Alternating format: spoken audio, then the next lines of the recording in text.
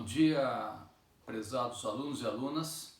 Sintonizem agora a nossa aula de curativos.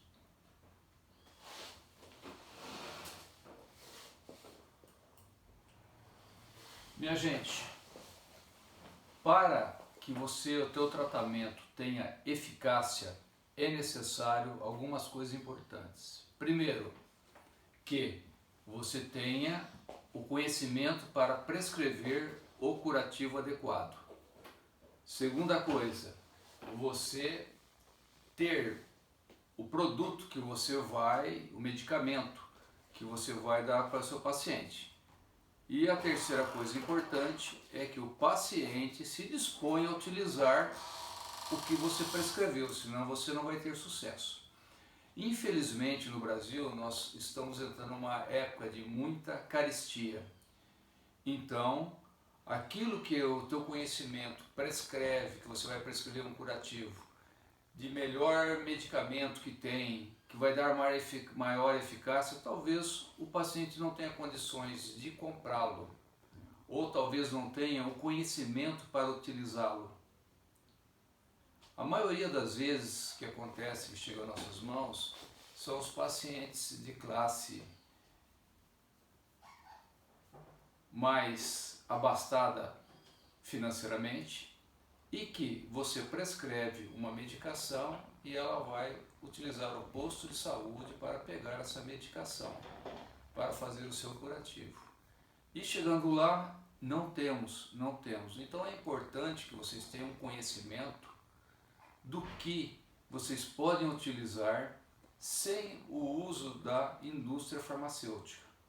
Por quê? A indústria farmacêutica quer que vocês tenham o melhor, que vocês tenham um curativo de melhor qualidade, com embasamento científico, tudo maravilhoso. O problema é o custo, que às vezes fica muito caro e a classe C e D não consegue absorver isso. Então nós vamos fazer primeiro um retrospectivo do que foi a época antes dos anos 80, quando eu entrei na faculdade, dos anos 80 aos 90, dos 90 aos 2000, para vocês acompanharem a evolução, o que se fazia naquela época, o que se tinha naquela época. Inicialmente, antes dos anos 90, quando você se machucava, o que tua avó fazia? Vem cá, meu neto, vamos limpar isso daqui, vamos fazer uma salmoura. Colocava aquela salmoura em você, o sal. O sal, qual a função dele? Ele mata a bactéria por perda da osmolaridade. E o vinagre associado ao sal? O vinagre, ele mata a bactéria principalmente gram-negativa.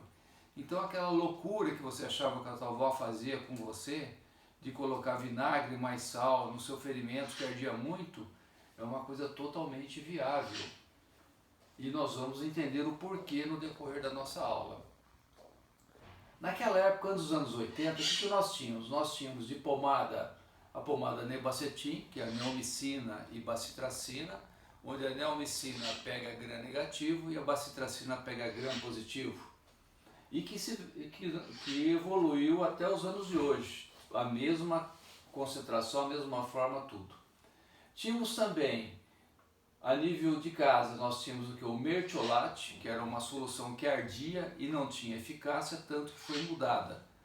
Era uma cor rosa amarelado e hoje o mertiolate é a cloroxidina, que é o melhor que nós temos para utilizar em feridas.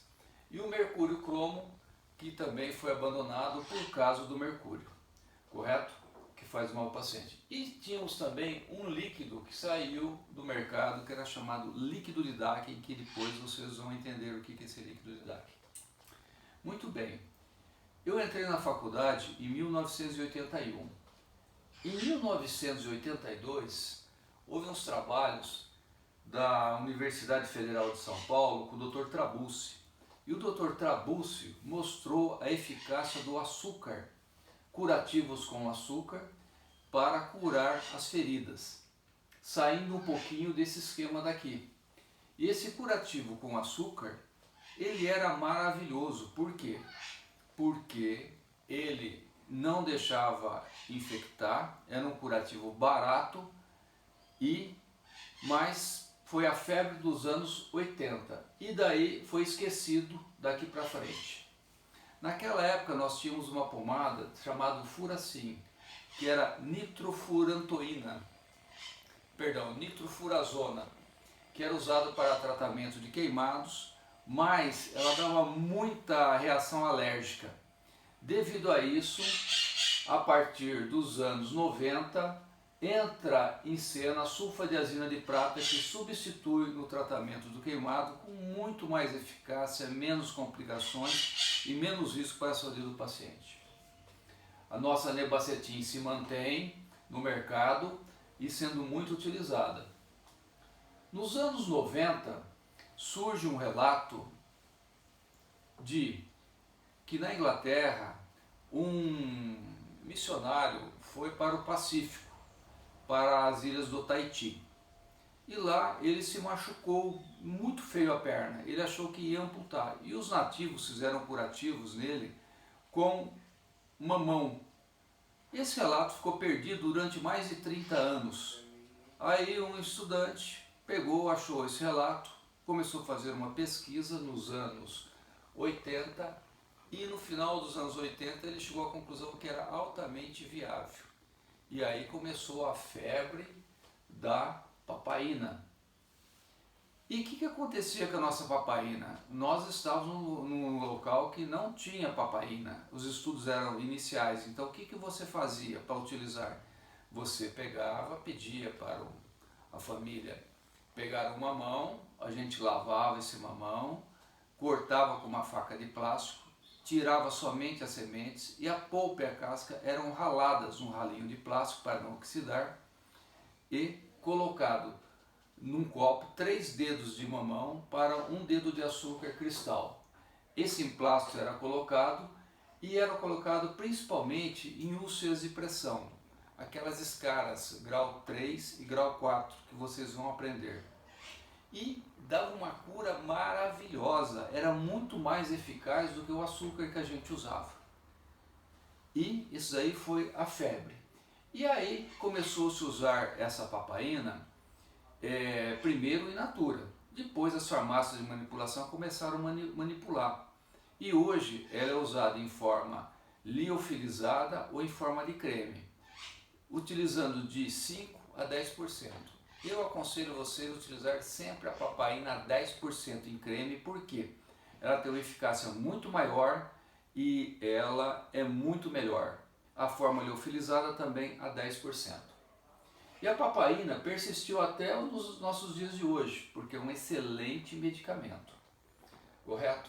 Surge também o nosso PVPI. Esse PVPI vai ser usado para lavar feridas, vai ser usado para, ao invés de passarmos álcool iodado ou álcool simples, como era nos anos 80, nos pacientes, o PVPI é utilizado para fazer a degermação da pele e é utilizado até hoje.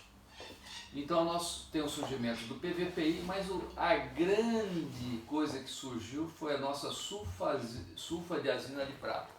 E a sulfadiazina de prata foi maravilhoso, porque ela pegava a bactéria gram-negativa, gram-positiva, e com isso todos os curativos de queimado e as feridas foram sendo tratadas com elas, e até hoje são tratadas. Nos anos 2000, a indústria farmacêutica começa a pôr em prática os curativos de alta tecnologia. Esses curativos de alta tecnologia, o primeiro que vem é o carvão ativado. E o que é o carvão ativado? Era um carvão com prata. O que fazia o carvão? Tirava o cheiro.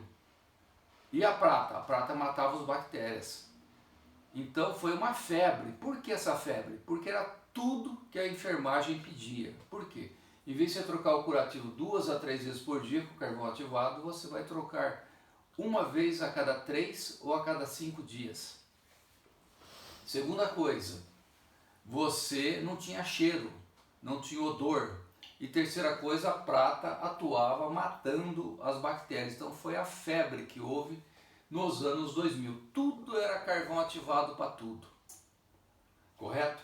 Então, essa foi a cena. Continuava usando os anos 2000, sulfadiazina de prata a 1% no curativo dos grandes queimados. Surge o cloroxidine como melhor do que o PVP para degermar peles antes de procedimentos cirúrgicos, mas o PVPI continua sendo usado. E a pomada, novidade, é colagenase com clorafenicol, que mata as bactérias, principalmente as bactérias gram-negativas. A evolução continua.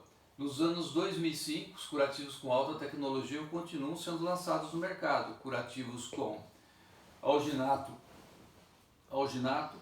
curativos com iodofórmio, um monte de coisa vai ser utilizada. E a nossa pomada de sulfadiazina de prata é melhorada para sulfadiazina de prata mais sério, que é uma evolução dessa daqui, mas até hoje continuamos usando a sulfadiazina de prata porque essa daqui o custo é um pouco alto. Surge também um curativo para aquelas peles onde elas estão parcialmente maceradas, que seria uma úlcera de pressão grau 2, que é o curativo com placa de duodermo, que é um hidrocolóide, como nós veremos daqui a pouco. E a grande revolução, o grande marco é em 2010 o aparecimento dos curativos com pressão negativa, que esse veio para revolucionar o mundo.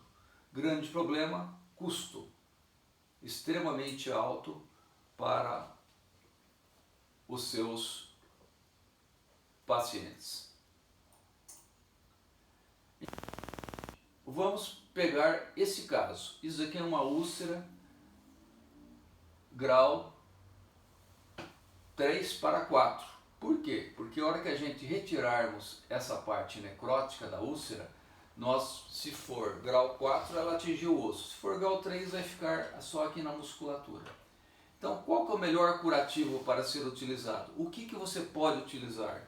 O que você não pode utilizar? Isso nós vamos ver no decorrer dessa aula.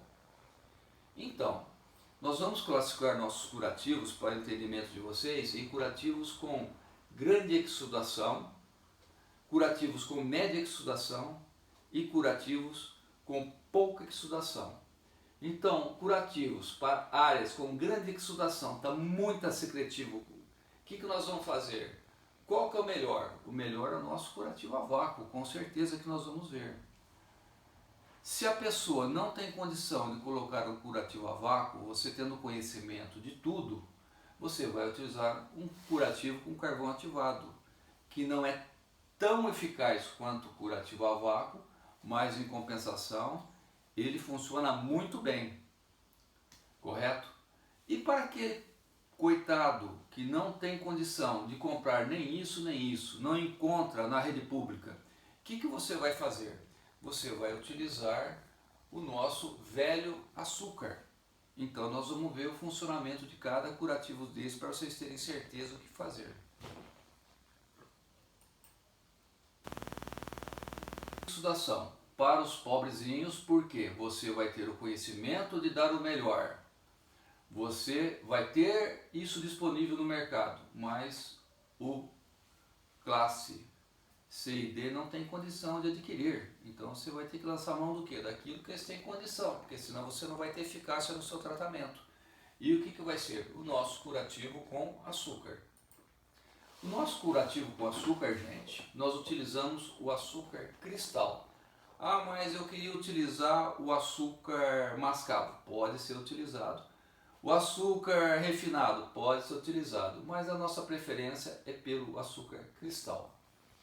Então, onde nós vamos indicar? Nós vamos indicar nas feridas, limpas não, infectadas com exudação moderada e intensa. Correto? E se tiver muita secreção, excelente, vai funcionar muito bem. Então, qual é o mecanismo de ação? O mecanismo de ação é ter um efeito bactericida, onde o efeito hiperosmótico chupa a água da bactéria, destruindo a sua parede, e a bactéria morre. Por isso, você deve lembrar a seguinte coisa: quando você chega lá na casa da sua mãe, Ela chegou, olha, fiz um doce cristalizado aqui para você, um doce de mamão cristalizado. Está uma semana tomando sol e eu estou colocando açúcar. Por que não estragou, como tudo estraga? Porque ele destruiu a parede bacteriana e ela não colocou água, ela só colocou açúcar, que não faz a reidratação da bactéria. Faz o que? Faz a destruição somente. Ele atua também como desbridante químico, fazendo o que? A degradação das fibrinas. E também reduz a congestão vascular dos tecidos perilesionais. Com esses três efeitos associados, ele acelera a formação do tecido de granulação. Correto? Correto. Mas você vai me perguntar, por que não utilizar o sal? Se o meu pai faz uma carne de sol para mim, ele joga lá, o sal vai matar a bactéria pelo mesmo efeito hiperosmótico e você pode utilizar. Correto, só que o sal arde muito, dá muita ardência, já o açúcar não acontece nada, então nossa preferência é para o açúcar. As vantagens do nosso açúcar: primeiro, é eficaz, é inócuo, tempo de tratamento curto, é baixo, tem uma tolerância alta e baixo custo para o paciente. E qualquer pessoa sabe fazer. E como você vai fazer? Imagine isso daqui, essa tigelinha, como se fosse a úlcera do paciente. Antes de colocar o seu açúcar, você vai lavar com soro fisiológico, secar e colocar o seu açúcar. Daí 4 a 6 horas esse açúcar vai estar totalmente já como se fosse uma baba. Então você vai pegar uma compressa, não vai lavar mais, vai pegar só, enxugar isso daqui muito bem enxuto, tirar toda aquela baba que ficou e vai completar com açúcar e vai cobrir isso daqui com um chumaço ou uma compressa. E assim a cada dia, não se lava. Por quê? Porque você reidrataria as bactérias e não acabaria matando todas. Então, onde que você vai usar? Você vai usar principalmente nas úlceras, grau 3, onde já foi lesada a pele, a gordura e atingindo o subcutâneo. Então, como é que você faz? Primeira vez, lava a ferida com soro fisiológico, enxuga bem, não vai lavar mais. Colocar o açúcar até chegar aqui na superfície da pele, cobrir com uma gaze e trocar de 4 em 4 horas ou de 6 em 6 horas, dependendo da quantidade de secreção. Correto? Isso daqui foi muito usado quando se fazia uma cesariana, tinha aquelas infecções de parede, então se colocava o açúcar. Para quê? Para combater a infecção de parede. Correto? E o nosso curativo com carvão ativado, que foi uma revolução nos anos 90. É um curativo onde ele tem carvão ativado e prata, certo? Isso faz com que? Faz com que essa prata mate as bactérias e o carvão tire o cheiro da secreção. Como é que você vai fazer? Você vai lavar, vai colocar o seu curativo. Esse curativo não pode ser cortado. Se você tiver um ferimento aqui e outro aqui, você vai colocar um curativo aqui, outro aqui, não pode ser cortado. E você vai trocar depois de quanto em quanto tempo? De 3 em 3 dias ou de 6 em 6 dias. Depende da quantidade de secreção. Por quê? Porque ele vai encharcar. A hora que estiver encharcado tem que trocar. Este curativo é composto por quê? Uma camada interna de alginato de cálcio e sódio, que chupa a secreção, uma camada intermediária de carvão ativado com a prata e uma camada externa de hidrofibra. Então, o que ele vai fazer? Ele vai aspirar as gotinhas e tirar o seu odor. Vantagens: diminui o tempo de internação, certo? Em relação aos outros curativos, as trocas são menos frequentes, não tem problema de vazamento, já lençol, nada, e o tempo gasto com a assistência da enfermagem é menor. Desvantagens: pode dificultar um pouquinho a mobilidade do paciente, quando troca pode sangrar um curativo, um pouco curativo, mas aqui é raro, E pode haver dor na hora que se liga uma aspiração para trocar o curativo, que também é raro. Complicações. Se demorar muito para trocar, o curativo fica encharcado e aí ele não funciona direito. E pode haver maceração da pele em volta. Existe um site de um doutor que ele só faz curativo e ele tem um livro publicado. Então o site é feridólogo.com.br e ele fala o que esse doutor?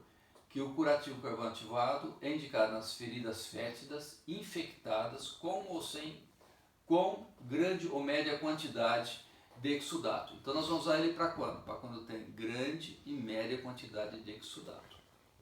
Exemplo, carcinomas fúngicos, feridas ulcerativas, deiscência de suturas, a troca de 48 a 72 horas, podendo essa troca chegar até 6 dias, se a secreção for pouca. Então, mecanização, ele favorece o desbridamento autolítico, controla o odor e não adere ao leito da ferida. Então aqui, o que nós falamos? Nós temos uma camada intermediária, nós temos a prata, certo? Ligado à molécula do carvão. Então, o que faz? O carvão puxa o odor e a bactéria acaba morrendo pela ação da prata. Uma camada externa de rayon e uma camada de rayon que não faz aderir a ferida.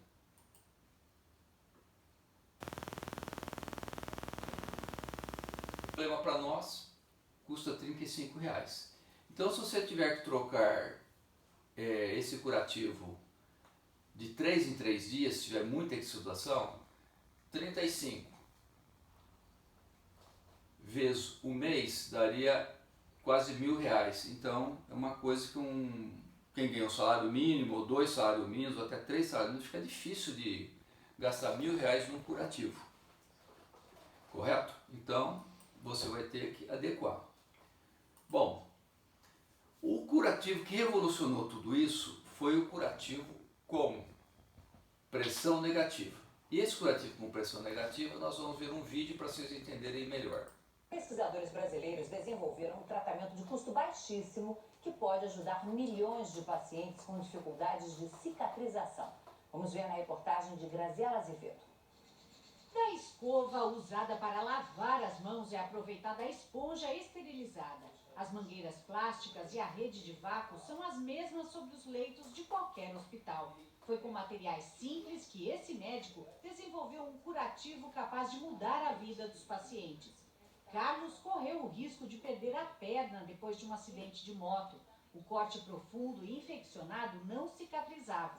O quadro mudou em 7 dias com o uso do novo curativo. Foi um alívio? Com certeza, porque eu podia perder minha perna, né? Acho que graças ao curativo eu tô com ela aí, bem forte para outra. O médico demonstra como o curativo funciona. Feridas provocadas por acidentes, queimaduras ou diabetes são cobertas pelas esponjas e envolvidas com plástico adesivo. Um tubo ligado à rede de vácuo faz uma sucção constante. Essa drenagem impede infecções e promove a multiplicação de vasos e a regeneração do tecido. A novidade ajudou o seu João a se livrar do corte que não fechava depois de uma cirurgia complicada. Depois de 3 dias que foi instalado esse sistema, você já percebe a diferença que o corte vai se fechando. O curativo a vácuo, desenvolvido aqui no Hospital da Universidade de São Paulo, tem o mesmo resultado do similar importado usado em hospitais particulares. O que muda e muito é o preço, o que faz toda a diferença na hora de tratar quem não pode pagar. De 3 a 4 mil reais por semana, o preço dos curativos cai para cerca de R$30. O sistema, aperfeiçoado com a ajuda de engenheiros da Escola Politécnica, foi patenteado e já pode ser usado por qualquer um que precisar. A ideia é divulgar conhecimento e difundir um tratamento que vai ser mais eficiente, que vai ter um custo muito mais acessível para todas as pessoas do país inteiro. Na página do Jornal Nacional na internet, os médicos interessados em adotar o tratamento encontram informações sobre como proceder. Então, gente, o nosso curativo a vácuo ele pode ser o desenvolvido pela USP, onde você usa esponjinhas e uma fonte de aspiração que ela é fixa na parede. O importado ele vai usar uma esponja única aqui, já vem conectado esse caninho à esponja e ele usa um aparelho portátil, onde o paciente leva, anda com ele, tem maior mobilidade. Como eu disse, o problema é o custo, que o custo de R$30 usando esse sistema da USP vai para quê? Vai para 3.000 a 4.000 com esse outro sistema. Então vocês vejam aqui, ó, o importado, ó, ele é uma espuma única, com um caninho saindo aqui, ó, de aspiração, a sonda de aspiração saindo daqui, essa sonda de aspiração fica aqui dentro, e isso daqui é um caso que é usado para grandes defeitos do abdômen, como uma necrose de abdômen ou uma peritoneostomia, correto? Você pode utilizar ele onde? Você pode utilizar em feridas na perna, em cânceres que foram operados no couro cabeludo, você pode na face, você pode utilizar em qualquer parte do corpo. E depois, ele fazendo, ó, o trabalho de limpeza dessa região que estava contaminada, você colhe uma cultura, daqui está totalmente descontaminado, você vai rodar um retalho para fechar o seu defeito. Então isso aqui você vai usar quando? Quando tem muita quantidade de secreção. Já se você tivesse essa ferida com quantidade moderada de secreção, você poderia usar esse? Sim, para uma pessoa muito rica. E para um que tem um convênio que possa pagar o curativo com carvão ativado, você usaria com carvão ativado. E para o pobrezinho, o que você usaria aqui? Você usaria o nosso açúcar, correto? Aqui um curativo feito com o sistema da USP em uma úlcera de um paciente paraplégico, ó, acamado. Então você faz a pressão negativa, vocês percebem que isso aqui está chupando isso daqui 24 horas por dia. Consequentemente, é muito eficaz que você fazer um curativo 3 vezes por dia. Então, ó, o que acontece? Essa terapia a vácuo, ela acelera a cicatrização, ela remove fluidos, ela estimula o crescimento dos tecidos e atrai as bordas, consequentemente vai fechar uma lesão muito mais rápido do que as outras técnicas. Mecanismo de ação. Ela promove um fluxo de sangue para a ferida, porque pelo poder aspirativo, ó, um crescimento de tecido de granulação e acaba matando as bactérias. Vai limpando, limpando, limpando até ela ficar sem nada. É como se você estivesse usando um aspirador num chão sujo 24 horas por dia no mesmo lugar, vai ficar limpo. Então, o fluxo de sangue na ferida, ela drena os fluidos, reduz a população bacteriana, reduz o edema, aumenta o fluxo sanguíneo, aumenta o aporte de oxigênio que ela está aspirando para vir até ela e fornece o tecido de granulação. E essa pressão negativa vai fazer um aumento de forças, vai procurar fechar o curativo antes do tempo. As forças micromecânicas atuam no citoesqueleto, ativando os segundos mensageiros e promovendo com tudo isso uma proliferação celular e angiogênese. Então, isso daqui é o esqueminha que depois vocês vão ver com bastante cuidado em casa, vão dar uma lidinha, é só revisando tudo que nós falamos. E como é que você vai colocar? Você vai colocar essa esponja, vai lavar primeiro, colocar essa esponja, cobrir o leito dela com um plástico ou fita adesiva que é chamado Ioban e conecta essa espuma ao vácuo. Esse vácuo, quando for, se fizer num hospital e é paciente de SUS, vai ser o vácuo da parede. E quando o paciente está em casa, que tem aquele aparelho, então você vai conectar a um aspirador que vai fazer uma pressão negativa. Essas trocas são em média de 24 a 72 horas, tá? Ou quando o reservatório estiver cheio. Então, onde que nós vamos usar a indicação para esse curativo com pressão negativa? Nas úlceras grau 3 igual a 4. Grau 3 é aquela que já rompeu a epiderme, a derme, a gordura chegou no músculo e a grau 4 é que já chegou dentro do músculo. Porém, nas úlceras de pressão grau 4, se tiver fístula para reto vagina para bexiga, você não pode usar porque não vai haver vácuo por causa da fístula, então não dá certo. Onde você pode usar mais? Úlcera de Stase, pé diabético, ferida pós-trauma, ferida infectada como facete necrotizante, injúrias em tecidos e feridas abdominais.